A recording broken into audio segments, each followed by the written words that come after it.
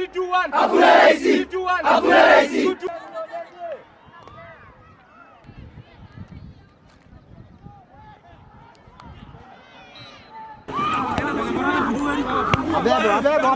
Abebo.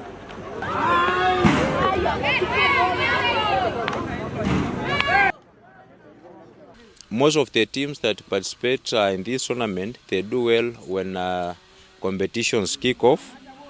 For instance, we had All Saints last year. They participated in rugby up to East African Championship. We have a Meru School hockey team, which was number 4 in hockey nationally. So we are happy and we welcome more disciplines. For example, this year we have rugby sevens for boys and girls. We have handball. Meru School, we have one football team participating. We have 2 basketball teams.